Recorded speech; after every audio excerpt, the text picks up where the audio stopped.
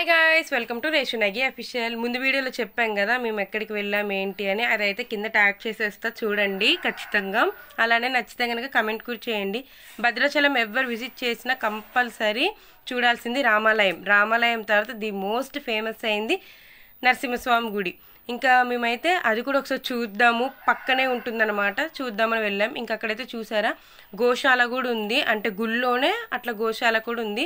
ఇంక ఇక్కడైతే ప్రతి ఒక్కరు కూడా ముడుపు పట్టుకొని తిరుగుతున్నారు. అంటే ఇలా 3 రౌండ్స్ వేసినాక ముడుపు కడతారు కదా, అలాగైతే ప్రతి ఒక్కరు తిరిగి ముడుపులు అయితే కడుతున్నారు. ఎవరెవరు వెళ్ళారో కూడా కమెంట్ చేయండి. అంటే అలా కట్టి కోరిక నెరవేరిందో కూడా కమెంట్ చేయండి, అంటే తెలుసుకుంటాం కదా. ఇంకా అందరికీ ఈ వీడియోస్ నచ్చినట్టయితే మేమైతే మొత్తం రామాలయం అదంతా కూడా ఒక లాంగ్ వీడియో తీసి పెడతాము, అంటే మొత్తం విజిట్ చేసి ఎటు నుంచి ఎటు వెళ్ళాలి ఏంటి అని.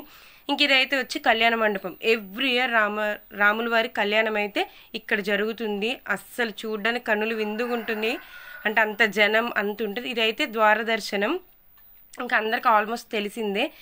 ఇంకా మేము బ్యాక్ టు హోమ్ అయిపోతున్నాము. ఇంక ఈ ఆటో అని అయితే ఎక్స్ప్లెయిన్ చేస్తున్నాడు, గుడంతా డెవలప్ చేస్తున్నారు, ఇదంతా రేవంత్ రెడ్డి గారి వల్లే అని.